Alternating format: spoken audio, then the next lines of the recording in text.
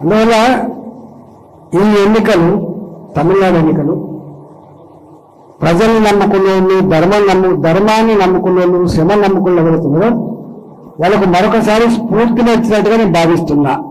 నేను వ్యక్తిగతంగా భావిస్తున్నా. ఎందుకంటే దిగాలు పడాల్సిన లేదు. ఇక్కడ తమిళనాడులో విజయన్ బాబు ఏదో సినిమా అంటారు, ఏదో పెట్టుకుంటా అంటే కార్యక్రమం పెట్టుకుని తొక్కిసగా సృష్టించిన చరిత్ర మనకి ఇప్పుడు కళ్ళ ముందు ఉంటుంది. అంటే ఎంత దుర్మార్గాలు ఉంటారో మీరు ఒకసారి. అహంకారం, మేము కాకపోతే ఎవరికి వెళ్తామనేటువంటి అహంకారం, లేదా ఇంకో పార్టీకి వెళ్తానే అహంకారం. వీళ్ళ అడ్రస్ పోయింది, నా వాళ్ళ అడ్రస్ పోయింది, సామాన్యుడు ఇట్లా పుట్టుకొని వచ్చిండు. అంటే ప్రజలు టార్గెట్ చేస్తలేరు. హింసని, అహంకారాన్ని, దోపిడిని, కుటుంబ పాలనని టార్గెట్ చేస్తలేదు అనడానికి సజీవ సాక్ష్యం తమిళనాడు. సరే కేరళలో అది ఎప్పుడు 5 ఏళ్ళకోసారి ఒక పార్టీ ఇట్లా మారుతూ ఉంటుంది. తర్వాత మన పుదుచ్చేరిలో మనం మళ్ళీ అధికారానికి వచ్చాం. మనం ఈ సందర్భంగా నేను ఏమంటున్నా అంటే, మా బూత్ అధ్యక్షులు, మా మండల కమిటీలు, నేను వాళ్ళకి విజ్ఞప్తి చేస్తున్నా. ఇవాళ మోడీ గారు వస్తున్నారు. అసలు మోడీ గారు Bharatiya Janata party high command, Delhi party 2023 కంటే ముందే అధికారం రావాలంటే ప్రణాళికలు రచించింది. వాళ్ళ రచనకి, వాళ్ళ ఆలోచనకి కుదరలేవు. నాకు తెలుసు ఏం చేసిందో. చేసింది కాబట్టి వాళ్ళని గెలిపించుకున్నది. చేసింది కాబట్టే మనం. రెండో మాట ఏంటంటే, దీంట్లో తెలిసిన రెండో మాట ఏంటంటే, భారతీయ జనతా పార్టీ ఒక రాష్ట్రంలో అధికారంకి వస్తే ప్రజలు నచ్చిన పరిపాలన ఎటుంటుందో గుజరాత్ దేశానికి ఆదర్శంగా ఉన్నమాట వాస్తవం కాదా? ఆ తదుపరి రెండో రాష్ట్రం మధ్యప్రదేశ్ వాస్తవం కాదా?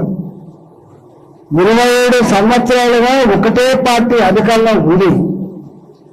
మళ్ళీ ఎన్నికలు పోతే గుజరాత్లో 27 సంవత్సరాల తర్వాత కూడా మళ్ళీ భారతీయ జనతా పార్టీ గెలిచి గుర్తుపెట్టుకోండి.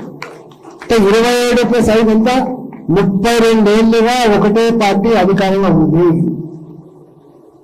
శివరాజ్ సింగ్ చౌహాన్ భారతీయ జనతా పార్టీ మధ్యప్రదేశ్లో 17 సంవత్సరాల తర్వాత కూడా మళ్ళీ భారతీయ జనతా పార్టీ అధికారంకి వచ్చింది.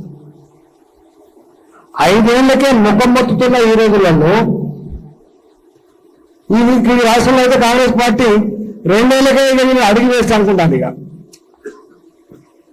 రాయి ఏ చెట్టు మీద సిద్ధం? కావాలన్న చెట్టు మీద సిద్ధం. నడిచేతనే పొడుతాం, ఇచ్చే అమ్మనే అడుగుతాం. కానీ ఈ సర్కారు మీద మనకి ఏం అభిప్రాయం పడింది?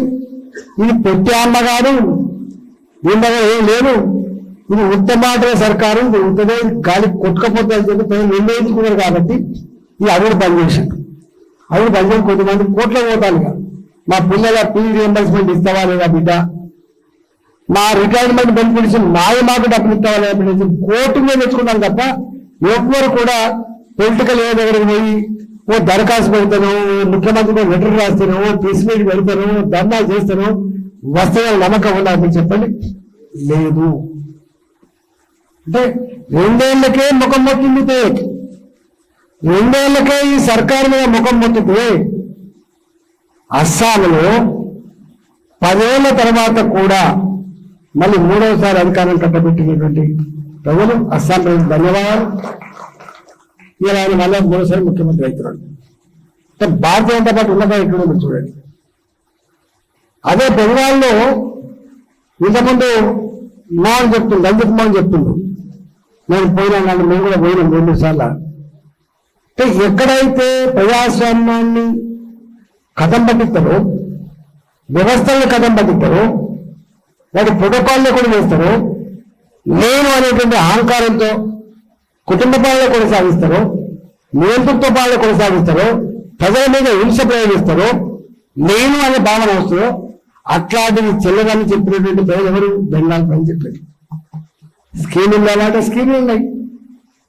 స్కీములు ఉన్నాయి, పరిపాలన ఉన్నది, కానీ నియంతృత్వం ఉంది, అణచివేత ఉంది. ఇవాళ చిన్న విమర్శకులు తట్టుకోలేటువంటి దాన్ని ఏమంటారంటే పరాకాష్ట లాంటిగా కాబట్టి ఇంకా బెంగాల్లో మమతా సర్కారు కొనసాగితే మానవ హక్కుల మాత్రమే కాదు మనుషుల జరిగిపోతుంది.